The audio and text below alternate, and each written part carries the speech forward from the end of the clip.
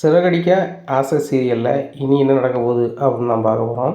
இந்த ரோஹிணியும் மனோஜும் தன்னுடைய காரில் ஃபர்னிச்சர் கடைக்கு போகிறாங்க. அங்கே போகும்போது கடை முன்னாடி ஏகப்பட்ட கூட்டம் இருக்குது.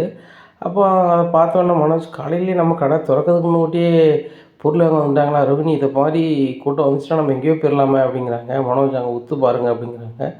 உத்து பார்க்குறாங்க. அங்கே துணியை குறைஞ்ச விலையில் துணியை விற்றுட்ருக்காங்க சாலையோரத்தில். இதை பார்த்தோன்னே, என்ன ரோஹிணி இப்படி நம்ம கடை முன்னாடி போய் விற்றுட்ருக்காங்க அப்படிங்கிறாங்க. மனோஜ், காலையிலே கடை திறக்கலாம் இப்படி தான், எந்த கடை மூடி இருக்கோ நம்ம கடை திறக்க மாட்டாங்கன்னு சொல்லிட்டு முன்னாடி வச்சு ஏதாவது வியாபாரம் பண்ண தான் செய்வாங்க அப்படிங்கிறாங்க.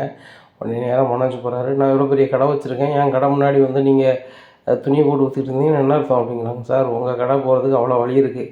இது மெயின் ரோடு சரிங்களா, இதில் ஓரமாக தான் வச்சு விற்கிறோம். உங்களுக்கு பாதைக்கு நாங்கள் எந்த இதுவும் இடைஞ்சலும் பண்ணலையே அப்படிங்கிறாங்க. நான் போலீஸுக்கு கம்ப்ளைண்ட் பண்ண வேண்டியிருக்கோம் அப்படி இப்படிங்கிறாரு மனோஜ். சாருங்க பாருங்கள், 10 நிமிஷத்தில் வியாபாரம் முடிஞ்சிடும் என்ன, அதுக்கப்புறம் உங்களுக்கு இடைஞ்சலே இருக்காது சார், எல்லா துணியுமே விற்றுருச்சு அப்படி இப்படிங்கிறாங்க. அப்படியா, அப்போ நீங்கள் விற்றுருக்கீங்களா, எனக்கு அப்போ கமிஷன் வேணும் அப்படிங்கிறாங்க. கமிஷனா அப்படிங்கிறாங்க. ஆமாம், என் கடை முன்னாடி தானே நீங்கள் விற்றுட்ருக்கீங்க, என் கடை ஃபேமஸான கடை, அது முன்னாடி நீங்கள் துணி வைக்க தான் விற்குது, இல்லைன்னா உங்களுக்கு விற்றுருக்காது அப்படிங்கிறாங்க. சார், நாங்கள் சாலையோரத்தில் எங்கே இடம் இருக்கோ, எங்கே கேப் இருக்கோ அங்கே வச்சு நாங்கள் விற்போம், எப்போவும் விற்க தான் சார் செய்யும். நாங்கள் குறைஞ்ச விலையில் கொடுக்குறோம், அதனால் மக்கள் வாங்கிட்டு போகிறாங்க. அதுக்கு அவ்வளோ அவங்க காசு தர முடியாது சார். இதுக்கு நீங்கள் பேசாமல் போலீஸுக்கே ஃபோன் பண்ணிடுங்க, எப்படி அவங்க வரதுக்கு 10 நிமிஷம் ஆகும், அதுக்குள்ளே எங்களுக்கு வியாபாரம் முடிஞ்சிடும், வந்தோன்னே உங்கள்கிட்ட தான் கேள்வி கேட்பாங்க அப்படிங்கிறாங்க. மனோஜ், சும்மா இருக்க மாட்டீங்களோ அப்படிங்கிறாங்க. என்ன செய்கிற, நம்ம கடை திறக்க முன்னாடி உங்களை கடுப்பை கிளப்பிக்கிட்டு இருக்காங்களே அப்படின்னு சொல்லிட்டு நேராக கடைக்கு போகிறாங்க. கடையை திறக்கிறாங்க. கடையை திறந்துட்டு, ரோஹிணி இப்படி குறைஞ்ச விலையில் கொடுத்தா அதிக வியாபாரம் ஆகுமா அப்படிங்கிறாங்க. மனோஜ், வியாபாரம் அதிகம் ஆகும் தான், ஆனால் நம்மளுக்கு லாபம் கம்மியாக வரும்.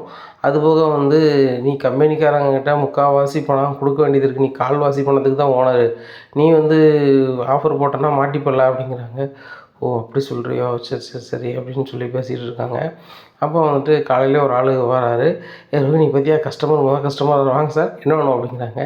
சார், நான் பொருள் வாங்க வரல, நான் சாம்பிராணி போக காட்ட வந்தேன் அப்படிங்கிறாங்க. அதானே, பொருள் வாங்க காலைல யார் வருவா அப்படிங்கிறாங்க. மனோஜ், இப்படி தன்னம்பிக்கை இல்லாமல் பேசிகிட்டு இருந்தீங்கன்னா எப்படி அப்படிங்கிறாங்க.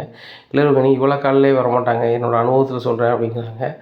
நீ கடை வச்சே கொஞ்ச நாள் தான் ஆச்சு, அதுக்குள்ளே உனக்கு அனுபவம் வந்துட்டா மனோஜ் அப்படிங்கிறாங்க. என்ன விஷயமா வந்துருக்கீங்க அப்படிங்கிறாங்க. நான் சாம்பிராணி போக காட்டுறேன்னு சொன்னோம்ல சார் அப்படிங்கிறாங்க. சரி சரி காட்டுங்க அப்படிங்கிறாங்க. அதனால் சாம்பிராணி புகையை காட்டுறாங்க. காட்டும்போது அதனால், ரோஹிணி மனமாக இருக்குல்ல, இந்த மாதிரி தினம் சாம்பிராணி புகை காட்ட நல்லா இருக்கும்ல, அண்ணாச்சி தினம் சாம்பிராணி புகை காட்டுங்க அப்படிங்கிறாங்க. முதலாளி, தினம் சாம்பிராணி புகை காட்டலாம், காசு போடுங்க காசு போடுங்க அப்படிங்கிறது. காசா அப்படிங்கிறாங்க. மனோஜ், காசை கொடுங்க அப்படின்னா தான் அவங்க போவாங்க அப்படிங்கிறாங்க. என் பிஸ்னஸோட இந்த பிஸ்னஸ் நல்லா இருக்கும் போல், கேட்டோடனே உடனே காசு கிடைக்குது அப்படின்னு சொல்லிட்டு மனோஜ் காசை போடுறாரு. அப்போ போய் நீ பிச்சைட்டு மனோஜ் போ, ரோட்டில் போ, அவர் கூட போ, இல்லைன்னா சாம்பிராணி போக வர மாதிரி காட்டலை அப்படிங்கிறாங்க. ரோஹிணி, நான் எதுக்கு சாம்பிராணி போக காட்டணும், நான் தான் ஃபர்னிச்சர் கடை வச்சுருக்கேனே அப்படிங்கிறாங்க. தெரியுதுல்ல, வாயை மூடிட்டுரு அப்படிங்கிறாங்க. மனோஜ், நீனே 11 மணிக்கு தான் கடை திறந்துருக்க, உன் ஸ்டாஃபெல்லாம் எங்கே அப்படிங்கிறாங்க. உடனே சின்ன மாதிரி அவங்களும் காணலைன்னா அப்படின்னு சொல்லிட்டு ஃபோன் அடிக்கிறாங்க. எங்கே இருக்கீங்க அப்படிங்கிறாங்க. சார், நீங்கள் கடை 10 மணிக்கு திறப்பேன்னு சொன்னீங்க, ஆனால் 10 ஆச்சு, 11 ஆச்சு, இப்போ 11 காலம் ஆயிடுச்சு சார், அதனால் நாங்கள் பக்கத்தில் ஒரு டீ கடை இருக்குது, எல்லாருமே அங்கே டீ சாப்பிட்டுட்ருக்கோம் அப்படிங்க. சரி, அங்கேயே சாப்பிட்டுட்ருங்க, எல்லாருமே லீவ் எடுத்துக்கோங்க, அப்படியே கிளம்பிடுங்க அப்படிங்கிறாங்க. சார், அப்போ இன்றைக்கி லீவா சார் கடை அப்படிங்கிறாங்க. கடை உண்டு, உங்களுக்கு இன்னும் அங்கே வேலை கிடையாது அப்படிங்கிறாங்க. சார், என்ன சார் பேசிகிட்டு இருக்கீங்க அப்படிங்கிறாங்க. கரெக்டாக தான் பேசிகிட்ருக்கேன், உங்களுக்கு யாருக்கும் வேலை கிடையாது அப்படிங்கிறாங்க.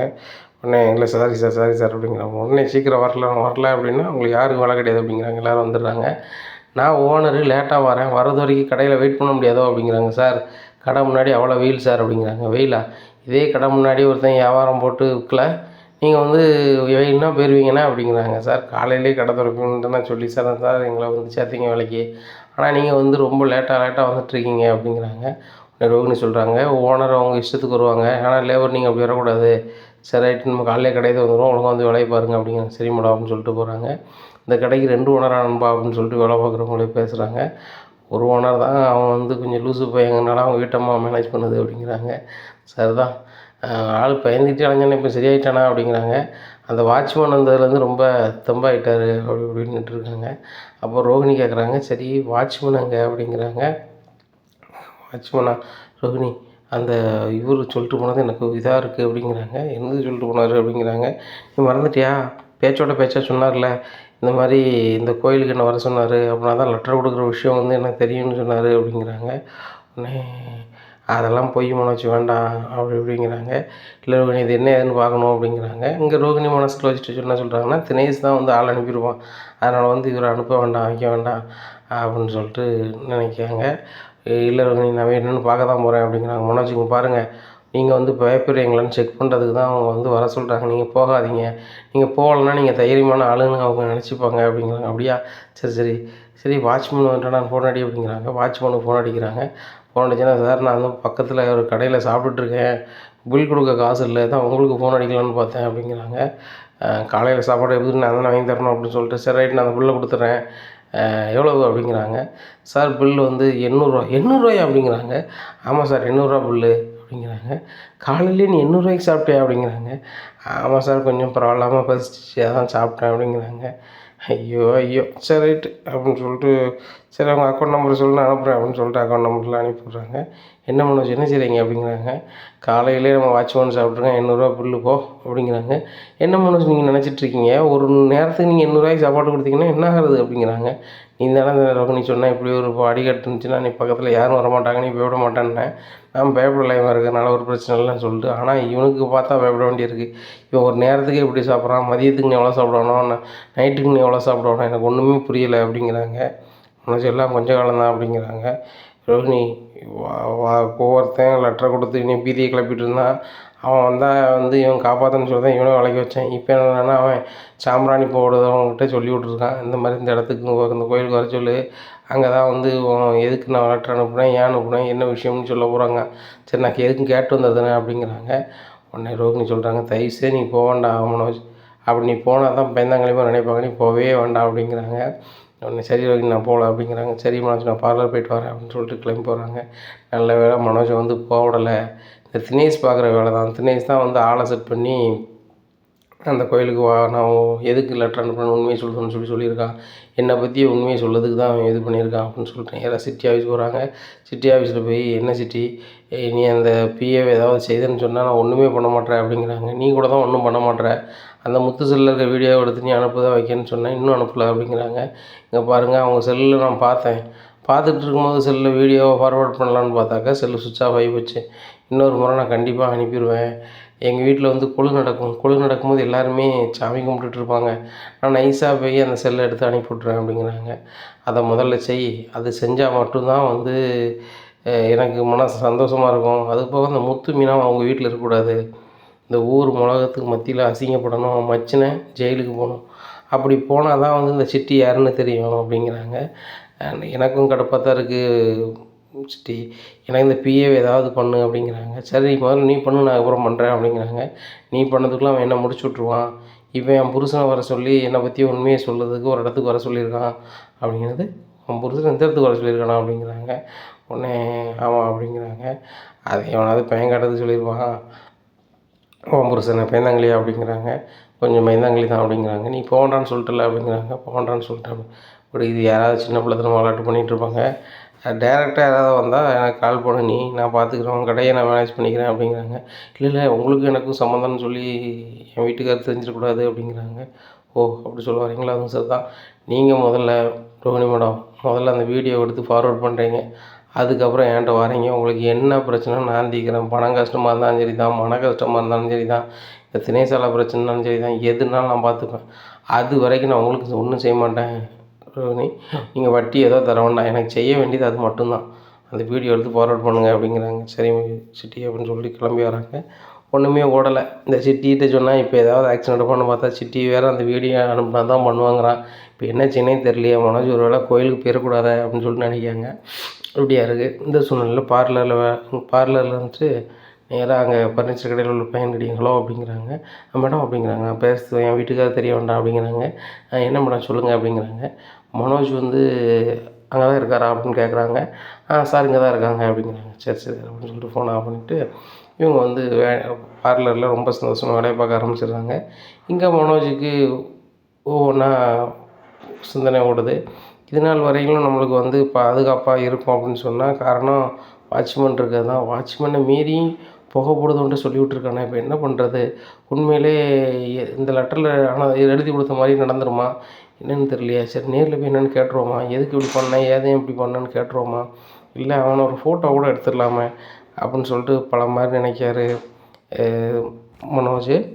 அப்போ கடையில் உள்ள சாவு சொல்கிறாரு, இந்த மாதிரி நான் வெளில போயிட்டு வரேன், கடையை பார்த்துக்கோங்க அப்படிங்கிறாங்க. உடனே சரி சார் அப்படிங்கிறாங்க. டேய், நம்ம ஓனரோட ஒய்ஃப் கூட ஃபோன் பண்ணி ஓனர் இருக்காரா இல்லைன்னு கேட்டாங்களா அப்படிங்கிறாங்க. கேட்டால் சொல்லிக்கலாம், நம்மளுக்கு ஏன் தேவையில்லாத வேலை, அந்த அம்மா வேறு புசு புசுன்னு ஃபோன் அடிக்கும் சும்மாரு அப்படிங்கிறாங்க. இங்கே மனோஜ் நேராக கார் எடுத்துகிட்டு அவங்க சொன்ன மார்க்குக்கு போகிறாரு. அங்கே போய் நிற்கிறாரு, ஒருத்தரையும் காங்கலை. ஒருவேளை இதுவும் விளையாட்டுக்கு சொல்லியிருப்பாங்களோ அப்படின்னு சொல்லிட்டு சிரிச்சுக்கிட்டு சரி கார் எடுப்போம் அப்படின்னு சொல்லிட்டு கிளம்பும்போது சந்தோஷம், டேய் சந்தோஷ் இங்கே எப்படி வந்த அப்படிங்கிறாங்க. எல்லாம் ஒன்றால தான் அப்படிங்க. என்னாலையா அப்படிங்கிறாங்க. ஆமாம் அப்படிங்கிறாங்க. திரும்பி பார்க்குறாங்க, சாமியார் இருக்கிறாங்க. சாமி நீங்களா அப்படிங்கிறாங்க. ஆமாம் அப்படிங்கிறாங்க. சாமி இங்கே என்னையும் ஒரு ஆள் வர சொன்னார் அப்படிங்கிறாங்க. நாங்கள் தான் வர சொன்னோம் அப்படி. என்ன சாமி நீங்கள் வர சொன்னீங்களா அப்படிங்கிறாங்க. அப்போ இவங்க தான் வந்து அந்த லெட்டர் அனுப்புனதா, சந்தோஷுக்கு நான் பயப்படுறது பயந்து சுபாவங்கிறது தெரியும், அதை வச்சு இவங்க 2 பேரும் தான் பண்ணுறாங்களா, இல்லை என்கிட்ட பணங்கனா வாங்கணும்னு நினைக்காங்களா அப்படின்னு சொல்லி பல மாதிரியான யோசனையை பண்ணுறாரு மனோஜ். இப்படி இருக்கும்போது நீங்கள் தான் இது வேலைலாம் பார்த்ததா அப்படிங்கிறாங்க. உடனே அந்த சாமியார் சொல்கிறாங்க, இன்னும் உங்களுக்கு 10 நாள் தான் இருக்குது உங்களுக்கு ஆயுஸ் முடிய அப்படிங்கிறாங்க.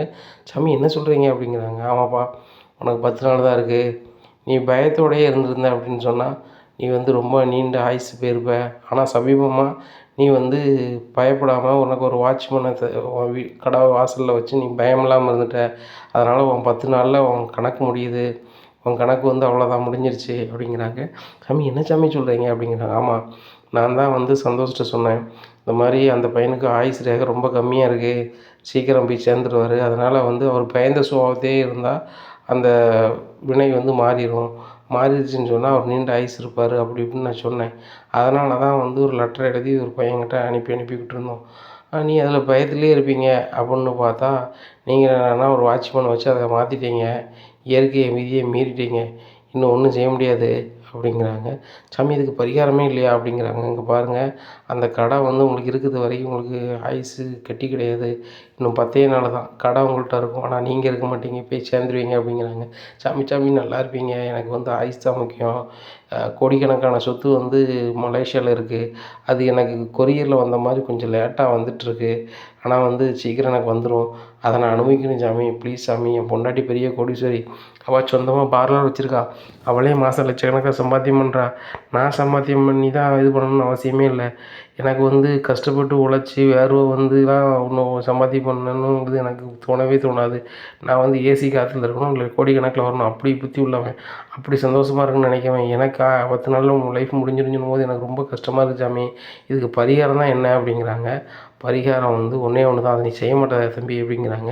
ஏன் செய்ய மாட்டேன், கண்டிப்பாக செய்வேன், நான் 10 நாள் தான் இருக்கணுமா, நான் நிறைய நாள் இருக்கணும், அதுக்கு என்ன செய்யணும் அப்படிங்கிறாங்க. அந்த கடை உங்களுக்கு ராசி இல்லை, பேசாமல் அதை விற்றுருங்க அப்படிங்கிறாங்க.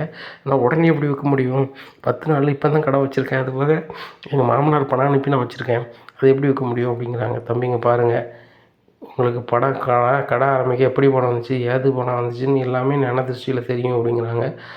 ஆகா எல்லாமே தெரியும் போலயே அப்படின்னு சொல்லிட்டு, சாமி நல்லா இருப்பீங்க, எப்படியாவது என்னை காப்பாற்றுங்க அப்படிங்கிறாங்க.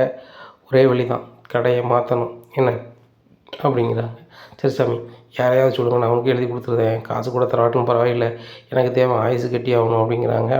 அப்படியா சந்தோஷ், இவரை கூட்டிகிட்டு நேராக ரிஜிஸ்டர் ஆஃபீஸ் வாங்க, நானும் எனக்கு வேண்டியவரை கூப்பிட்டு வரேன் அப்படிங்கிறாங்க. சரி சாமி அப்படிங்கிறாங்க. இது சந்தோஷம் சேர்ந்துக்கிட்டு மனோஜ் கடையை எழுதி வாங்குறதுக்கு போட்ட பிளான்னு தெரியாத மனோஜ் வந்து ரிஜிஸ்டர் ஆஃபீஸ் போயிடுறாரு. அங்கே ஒரு ஆளை வர சொல்லி சந்தோஷத்துக்கு வேண்டிய ஆளை வச்சு பவர் வாங்கிடுறாங்க.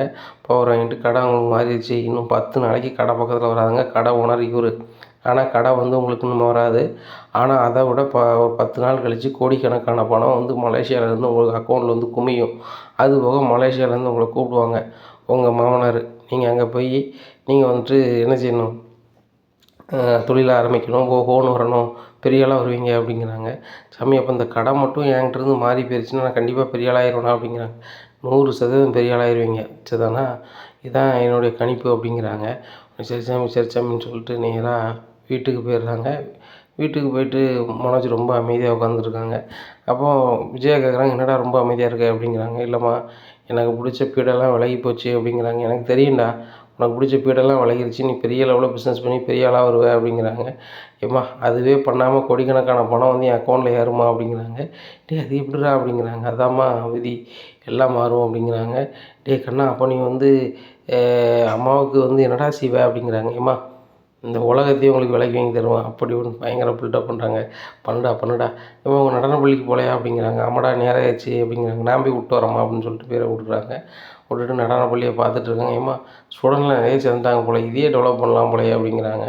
ஆமாடா டெவலப் பண்ணதுக்கு விளம்பரம் பண்ணணும், அதுக்கு என்ன பண்ணணும்னு தெரில அப்படிங்கிறாங்க. நான் போய் விளம்பரம் பண்ணுறேம்மா அப்படின்னு சொல்லிட்டு நேராக போய் விளம்பரம் பண்ணி அந்த நோட்டீஸை கொண்டு கொடுக்குறேம்மா. இந்த இதெல்லாம் வந்து போஸ்டர் ஒட்டணும், ஓட்டத்துக்கு மட்டும் ஆள் அனுப்பிடுங்க அப்படிங்கிறாங்க. காசுக்கு என்னடா பண்ணுறது அப்படிங்கிறாங்க. நான் செலவு பண்ணுறோம்மா அப்படின்னு சொல்லிட்டு கையில் இருந்த 5000 கொடுக்குறேன். எப்புட்றா அப்படிங்கிறாங்க. இல்லைம்மா இருக்கட்டும் அப்படிங்கிறாங்க. மனசுக்குள்ள நினைக்கிறாரு, நம்ம 10 நாளில் போயிடும்னு சொல்கிறாங்க. ஆனால் நம்ம வந்து 10 நாளில் போயிடக்கூடாது, நம்ம பண்ணத புண்ணியமும் அந்த கடையை கொடுத்ததும் சேர்ந்து நம்மளை காப்பாற்றிடணும் அப்படின்னு நினைக்கிறாரு. இந்த சூழ்நிலையில் முத்து வராரு. கொலு வைக்கிறதுக்கு பைசா கட்டலை இப்படி அப்படிங்கிறாங்க. அதான் உன் பொண்டாட்டி வந்து தரேன்னு சொல்லிட்டால, நீ எதுக்கு தர அப்படிங்கிறாங்க. இல்லை அவள் தரதுக்கு மட்டும் நான் தரேன், ஒரு வீட்டில் ஆம்பளை நான் தான் தரணும் அப்படிங்கிறாங்க. இது வரையா, சரி அப்படிங்கிறாங்க. சரிடா கொலு ஃபங்க்ஷன் எப்போ அப்படிங்கிற 4:30 அப்படிங்கிறாங்க. சரி அதுக்கு என்னெல்லாம் வாங்கணும் அப்படிங்கிறாங்க. அதெல்லாம் வாங்கியாச்சு அப்படிங்கிற. இல்லை வேறு எதுவும் வாங்கினா சொல்லு, நான் வாங்கிட்டு வரேன் அப்படிங்கிறாங்க. என்னடா புது மாற்றமாக இருக்குது அப்படிங்க. இல்லை வழிபட தானே செய்தோம், இது பண்ணால் நண்பன்னு தானே சொன்னாங்க, அதான் கேட்குறேன், வேறு எதுவும் வாங்கணுமா அப்படிங்கிறாங்க. கண்ணா அதெல்லாம் வாங்க வேண்டாம் அப்படிங்கிறாங்க. இல்லைம்மா நான் பிஸ்னஸ் பண்ணேன், பெரிய ஆள், நான் செய்யாமல் யார் செய்வா அப்படிங்கிறேன். அதுவும் சரிதான்டா. முத்து நீ வந்து கொஞ்சம் கொஞ்சமாக வாங்கிட்டு இருப்பேன், மனோஜ் சொல்லிட்டா மொத்தமாக வாங்கிட்டு வருவான் அப்படிங்கிறாங்க. இவன் தானே வாங்கிட்டு வந்துடுவானா அப்படிங்கிறாங்க. இது வாங்கிட்டு வாடா அப்படிங்கிறாங்க. எல்லாத்தையும் வாங்கிட்டு கொடுத்துட்றாரு. இதை பார்த்தா அண்ணாமலை ரொம்பவே ஷாக் ஆகிடுறாங்க. மனோஜ் நீ தானா அப்படிங்கிறாங்க. ஆமாப்பா முத நாள் பூஜைன்னு சொன்னாங்களாப்பா, அதான் நேரத்தில் வந்துட்டேன் அப்படிங்கிறாங்க. சரி அப்படிங்கிறாங்க. பூஜை நடக்கு. இங்கே ரோகிணி வராங்க. மனோஜ் உட்காந்துட்ருக்காரு. மனோஜ் என்ன நேரத்தில் வந்துட்டிங்களா அப்படிங்கிறாங்க. ஆமாம் ரோகிணி அப்படிங்கிறாங்க. கடையை சீக்கிரம் அடைச்சிட்டிங்க அப்படிங்கிறாங்க. இல்லை ரோகிணி நம்ம வீட்டில் ஃபங்க்ஷன் நடக்கும்போது நான் அங்கே இருந்தால் நல்லா இருக்காதுல்ல அப்படிங்கிறாங்க. இந்த ஃபங்க்ஷன் முடிஞ்சால் நமக்கு நன்மை நடக்குனாங்களா, அதான் வந்திருக்கேன் நேரத்தோட அப்படி இப்படின்னு சமாளிக்கிறாங்க. இங்கே மனசுக்கு நினைக்கிறாங்க, நம்மளுக்கு பிடிச்ச பீடையை வந்து அனுப்பிவிட்டாச்சு, கடையை எழுதி கொடுத்துட்டோம், இன்னும் நம்மளுக்கு நீண்ட ஆயுசு, ஒன்றும் பிரச்சனை இல்லை அப்படி இப்படின்னு சொல்லி நினச்சிட்டு இருக்காங்க. அங்கே சந்தோஷம் வந்து சாமியார்ட்ட போயிருந்தாங்க. சாமி நம்ம போட்ட பிளான் மாதிரியே கடையை எழுதி வாங்கியாச்சு, உங்களுக்கு வேண்டிய பங்கு என்ன இருக்குது பிடிங்க, இப்போதைக்கு நான் கடையை நடத்த நல்லா இருக்காது, என் மச்சினை நடத்தட்டும், அவன் வந்து கேட்டால் பார்த்துக்கலாம், கடையை வந்து சட்டப்படி எழுதி தந்துட்டான், இன்னும் வந்து ஒன்றும் செய்ய முடியாது சாமி அப்படிங்கிறாங்க. அவன் இவ்வளோ பயந்தாங்களின்னு உங்களுக்கு எப்படி தெரியும் அப்படிங்கிறாங்க. சாமி அவன் என் கூட பார்க்கிலே தூங்கிட்டு கிடப்பான், அவனோட மைனஸ் ப்ளஸ் எல்லாமே எனக்கு சொல்லியிருக்கான், அவன் மைனஸை தெரிஞ்சுக்கிட்டு தான் வந்து அதை கடையை நம்ம எடுத்தது, ஒன்றும் பிரச்சனை இல்லை அப்படிங்கிறாங்க. சரி நான் போய்ட்டு வரேன் அப்படின்னு சொல்லிட்டு அவங்க கிளம்பிடுறாங்க. இது சந்தோஷத்துக்கு பயங்கர சந்தோஷம். சரி ரைட், நம்ம பார்க்கிலே அங்கேயும் தூங்கிட்டு கிடந்தோம், அவன் பார்க்கிலே தூங்கிட்டு கிடந்தான், நம்மளுக்கு ஒரு வருமானம் ரெடி பண்ணணும்ல, இப்படி இழிச்சோம் எல்லாம் வந்து கடை இருந்துச்சுன்னா நம்ம இப்படி வாழ்கிறது, அதுவும் ஓம் பணம் இல்லையா, மாமனார் பணம் தானே, மாமனார் தான் கோடிக்கணக்கான பணம் வச்சுருக்காரு, அவர் பெரிய பணக்காரன் தானே, இதெல்லாம் பெரிய மேட்ரு கிடையாது. இப்போ நீ இதே இருந்தாலும் கூட அடுத்தாப்புல மாமனார் ஒரு 50 லட்சத்தை ஒரு கோடியாக அனுப்புவார், நீ வேறு பிஸ்னஸ் பண்ண போகிற, இல்லாமல் பொண்டாட்டி ஒரு மாதத்துக்கு 3 லட்ச ரூபாய்க்கு மேலே உழைக்கா, அவன் நினச்சா நாளைக்கு லோன் போடவோ இல்லைன்னா மொத்தமாக காசு கொடுக்கவோ அவளால் முடியும், அப்போ அந்த பாவமும் எனக்கு பெரிய அளவில் வராது அப்படின்னு சொல்லிட்டு மனசுக்கு நினைக்கிறாரு. இந்த சூழ்நிலையில் பஜனை பயங்கரமாக நடக்குது. அதில் நடக்கும்போது எல்லாருக்குமே வந்து மனோஜ் வந்து எல்லா வேலையுமே செய்கிறாரு. இந்த இப்போ சுண்டலை கொண்டு கொடுக்குறது, எல்லாருக்கும் குங்குமத்தை கொண்டு கொடுக்குறது, திருநீரை கொண்டு கொடுக்குறது, இந்த மாதிரிலாம் பண்ணுறாங்க. இதை பார்த்த முத்துக்கே ரொம்ப இதாக இருக்குது, என்னடா ரொம்ப ஆச்சரியமாக இருக்குது அப்படிங்க. ஏன் மாற்றம் வரக்கூடாதா, தம்பி முத்து அப்படிங்க. தம்பி முத்தா அப்படிங்கிறாங்க. என் தம்பி தானடா, அது என் செல்ல தம்பி தானடா அப்படிங்கிறாங்க. இதை பார்த்தா வீட்டில் எல்லாருக்குமே ஷாக்காக, என்னடா முத்துட்டு இப்படி பேசுகிற அப்படிங்கிறாங்க. ஏமா நீங்கள் அவன் மேலே 1000 கோவம் தான், என் தம்பிமா, அவனை விட்டு முடியுமா, என் கூட பிறந்த பிறப்புமா அப்படிங்கிறாங்க. உடனே ரவி எப்படி ஷாக்காகி நிற்கிறாரு. என்ன ரவி ரொம்ப ஷாக்காகி நிற்கிற அப்படின்னு முத்து கேட்குறாரு. இல்லைடா அவன் இப்படி ஒரு நாளும் பண்ண மாட்டானடா அப்படிங்கிறாங்க. செல்லக்குட்டி தம்பி ரவி அப்படிங்கிறாங்க. மனோஜ் நீ தானடா குடிச்சிருக்கியடா, குடிக்கலாம் செய்யலடா அப்படிங்கிறாங்க. இல்லை நேரத்தோட கடையை ரெஸ்ட் வந்துருக்கிற, அது போக இங்கே இருக்க வேலையை விழுந்து விழுந்து பார்க்குற, உரம் முறை சொல்லி பேசுகிற, எல்லார்ட்டையும் அன்பாக நடந்துக்கிற. ரவி அது மட்டும் இல்லைடா, இந்த பஜனைக்குள்ள பொருளெல்லாம் முதல் நாள் வாங்கிட்டு வந்தது எல்லாமே வந்து இந்த கொழுக்கு வாங்கிட்டு வந்தது எல்லாமே மனோஜ் தான் அப்படிங்கிறாங்க. மனோஜா அப்படிங்கிறாங்க. 5000 தரமாட்டேன் வைக்க மாட்டேன்னு சொன்னதாக சொன்னாங்க அப்படிங்கிறாங்க. முத்து அதான் நான் தரேன்னு சொல்லிட்டேனே அப்படிங்கிறாங்க ரோகிணி. நீ தர வேண்டாமா அப்படிங்கிறாங்க. இல்லை இந்த வீட்டில் ஃபங்க்ஷன் நடக்குது, நான் கொடுக்கத்தான் செய்வேன் அப்படிங்கிறாங்க. ரோகிணி சொல்லுறாங்க, உங்கள் வீட்டுக்காரே தந்துட்டாருமா, அதனால் நீ கவலைப்பட வேண்டாம் அப்படிங்க. என்ன மனோஜ் நீங்கள் கொடுத்தீங்களா அப்படிங்கிறாங்க. ரோகிணி நான் கொடுத்தேனே, நீ கொடுத்தானே, என் பொண்டாட்டியை கஷ்டப்பட வச்சு நான் இருக்கணும்னு அவசியம் இல்லை, தான் நான் கொடுத்துட்டேன் அப்படிங்கிறாங்க. தேங்க்ஸ் மனோஜ் அப்படிங்கிறாங்க. பரவாயில்ல மென்ஷன் நோ மென்ஷன் அப்படிங்கிறாங்க. டேய் மனோஜ் இப்படி இருந்தால் ரொம்ப நல்லா இருக்குடா அப்படிங்கிறாரு அண்ணாமலை. எப்பா இனிமேல் இப்படி தான்ப்பா இருந்தாகணும் கொஞ்சம் 10 நாளைக்கு அப்படிங்கிறாங்க. என்னது 10 நாளைக்கு அப்படிங்கிறாங்க. ஒன்றுமில்லப்பா அப்படின்னு சொல்லிட்டு சொல்கிறாரு. அதுபோக மனசுக்கு நினைக்காரு 10 நாளில் நம்ம கரவை முடிஞ்சுட்டுனா எல்லாம் மாறிடும். ரோஹிணி அப்பா வெளியே வந்துடுவார் போல், சொத்து பூரா நமக்கு வந்துடும், அதான் அக்கௌண்ட்டில் நிறைய பணம் விழுவும்னு சொல்லி மாமியார் இவர் நம்ம சாமியார் சொல்லியிருக்காரு, ஒன்றும் பிரச்சனை இல்லை அப்படின்னு சொல்லிட்டு மனசுக்கு நினைக்காரு. இது சொல்லலாம் சந்தோஷம் நடிக்காங்க. ஃபோன் அடிக்கிறாங்க மனோஜுக்கு. என்ன மனோஜ் எப்படி இருக்க அப்படிங்கிறாங்க. நல்ல வேலை சந்தோஷம், சாமியாரை கூப்பிட்டு வந்து எனக்கு பரிகாரம் பண்ணி நீ மாற்றி விட்ட, இப்போ ரொம்ப சந்தோஷமாக இருக்கேன், வீட்டில் எல்லாருமே நீ நல்ல மாதிரி நினைக்காங்க, இப்போவுமே எனக்கு அந்த பாசிட்டிவ் திங்க் தெரியுது, என்ன நான் பாசிட்டிவாக தான் எனக்கு எல்லாம் நடக்கும்னு எனக்கு தெரியுது. ஏன்னா நான் வீட்டுக்கு வந்ததுலேருந்து எல்லாருமே என்கிட்ட அன்பாக பேசுகிறாங்க, நானும் நடந்துக்கிறேன். இந்த 10 நாள் இதே மாதிரி நடந்தால் என் வாழ்க்கை சரியாயிருக்கும்ல அப்படிங்கிறாங்க. நீ இப்படியே நடந்துட்டு வாழ்க்கை ரொம்ப சூப்பராகிடும் அப்படின்ட்டு ஃபோனை வச்சிடுறாரு. சரி அப்படின்னு சொல்லிட்டு ரொம்ப சந்தோஷமாக இருக்காங்க. ரூமுக்கு வந்தோன்னே ரோஹிணி கேட்குறாங்க, மனோஜ் எல்லா நாளும் ஒரு மாதிரி இருப்பீங்க, இன்றைக்கே ரொம்ப சந்தோஷமாக இருக்கீங்க அப்படிங்கிறாங்க. இல்லை ரோஹிணி நான் பிடிச்ச தரித்திரியம் போயிடுச்சு, நான் இன்னும் நல்லா இருக்க போகிறேன் அப்படிங்கிறாங்க. தெரியும் மனோஜ், நீங்கள் தான் தொழில் நல்ல மாதிரி பண்ண வச்சிட்டிங்களே அப்படி இப்படின்னு சொல்லிகிட்டு இருக்காங்க. அப்போ மனசில் ரோஹிணி நினைக்காங்க, மனோஜ் இப்படி பேச வச்சு பார்க்கும்போது அந்த கோயிலுக்கு போயிருக்க மாட்டான், அதனால் ஒன்றும் பிரச்சனை இல்லை, சந்தோஷமாக இருக்கேன், அப்படியே இருக்கட்டும். அங்கே போயிருந்தால் தான் தினேஷ் எதையாவது சொல்லியிருப்பான், மூட விட்டு மாறி இருக்குமே, நான் வீட்டுக்கு வரும்போது பயந்துக்கிட்டே வந்தேன், தினேஷ் எதுவும் சொல்லியிருப்பானோ வச்சுருப்பானு சொல்லிட்டு. இருந்தாலும் அவர் போக மாட்டாருன்னு நம்பிக்கை இருந்துச்சு, இவர் போகலை. என் புருஷன் தான் அப்படின்னு சொல்லிட்டு சந்தோஷமாக தூங்கிடுறாங்க. காலையிலே விடியுது. விடிஞ்சோன்னே எல்லாருமே அவசரமாக புறப்பட்டுட்ருக்காங்க. மனோஜ் காலையிலே வாக்கிங் போயிட்டு பேப்பரை வாங்கி ஹாலில் உட்காந்து பார்த்துட்ருக்காங்க. இது எல்லாருமே பார்க்குறாங்க. டேய் மனோஜ் நீ பேப்பர்லாம் படிப்பியா அப்படின்னு சொல்லி ரவி கேட்குறாரு. இது வரைக்கும் படிக்கலடா, இன்னும் படிச்சு தான் ஆகணும், இன்னொரு 9 நாளைக்கு அப்படிங்கிறது. 9 நாளைக்கா அப்படிங்கிறாங்க. அது என்னடா கணக்கு அப்படிங்கிறாங்க. உடனே அண்ணாமலை சொல்லுதான், நேற்று 10 நாள்னு இன்றைக்கி 9 நாள்னு சொல்கிற அப்படிங்கிறாங்க. அதுதான் அப்படிங்கிறாங்க. டேய் முத்து பேப்பர் வாங்கிடா அப்படிங்கிறாங்க. வேண்டாம் அப்படிங்கிறாங்க. பாருடா படித்தாலும் படிக்காலும் பேப்பர் பார்க்கணும்டா, அண்ணாமலாம் 4 டிகிரி படிச்சிருக்கேன், பேப்பர் பார்க்கணும்னா உலகத்தை பற்றி தெரிஞ்சுக்கிறது தான், அதேமாதிரி நீ தெரிஞ்சுக்கடா அப்படிங்கிறாங்க. டேய் மனோஜ் நீ நடந்துக்கிற விதமே சரியில்லை, நீ வித்தியாசமாக மாற்றடா அப்படிங்கிறாங்க. எல்லாம் 9 நாள் தான், 9 நாள் எல்லாம் சரியாயிரும் அப்படின்னு சொல்லிட்டு ரூம் பார்த்து போகிறாங்க. என்னதுப்பா 9 நாள்ன்ட்டு போகிறான் அப்படிங்கிறாங்க. எனக்கு ஒன்றும் புரியல, அவன் நேரத்துலேருந்தே ஒரே மார்க்கமாக தான் இருக்கான், என்ன நடக்குது ஏது நடக்குது ஒன்றும் புரிய மாட்டேங்குது அப்படிங்கிறாங்க. ரோஹிணி வேலைக்கு புறப்பட்டு, மனோஜ் நீங்கள் கடைக்கு கிளம்பலையா அப்படிங்கிறாங்க. இல்லை ரோஹிணி இன்னொரு 9 நாளைக்கு நான் கடைக்கு வர மாட்டேன் அப்படிங்கிறாங்க. என்ன மனோஜ் சொல்கிறீங்க அப்படிங்கிறாங்க. ஆமாம் ரோஹிணி 9 நாளைக்கு அதுக்கப்புறம் கடைக்கு போக மாட்டேன், 9 நாள் வீட்டில் தான் இருப்பேன், அதுக்கப்புறம் கோடிக்கணக்கான பணம் என் அக்கௌண்ட்டில் ஏறிடும் அப்படிங்கிறாங்க. எப்படி கோடிக்கணக்கான பணம் உங்கள் அக்கௌண்ட்டில் ஏறிடுமா, எப்படி மனோஜ் ஏறும் அப்படின்னு சொல்லிட்டு வாயை புழக்கிறாங்க ரோஹிணி. அதெல்லாம் ஒரு டெக்னிக்கல் ரோஹிணி, உனக்கு 9 நாள் கழிச்சு உனக்கே விட தெரியும் நான் எவ்வளோ பெரிய ஆளாக இருப்பேன்னு சொல்லிட்டு அப்படிங்கிறாங்க. அப்படியே மனோஜ் அதுக்காக கடை திறக்காமல் இருந்தீங்கன்னா எப்படி, என்ன சாவி வேணாலும் கொடுங்க, நான் கூட கடையை திறந்து உட்காந்துருக்கேன் அப்படிங்கிற. இல்லை நீ கடைக்கு போக வேண்டாம், அதுக்கு மாற்றி சொல்லி பண்ணியிருக்கேன், கடையை திறக்க ஆள் இருக்குது அப்படிங்கிற. ஓ வேலை பார்க்குற ஆளை வச்சு இது பண்ணுறீங்களா, அங்கேருந்தே சிசிடிவியில் பார்க்க போகிறீங்களா அப்படிங்கிறாங்க. அது மாதிரி தான், சரி நீ பார்லர் போய்ட்டு வா அப்படிங்கிறாரு மனோஜ். ரோஹிணியை பார்த்து உண்மை நிலை தெரிஞ்சால் மனோஜோட நிலை இந்த வீட்டில் என்னவாகும் அப்படிங்கிறத பொறுத்து பார்க்கலாம். நம்ம சேனலை நீங்கள் மறக்காமல் லைக் அண்ட் சப்ஸ்கிரைப் பண்ணுங்கள். நன்றி, வணக்கம்.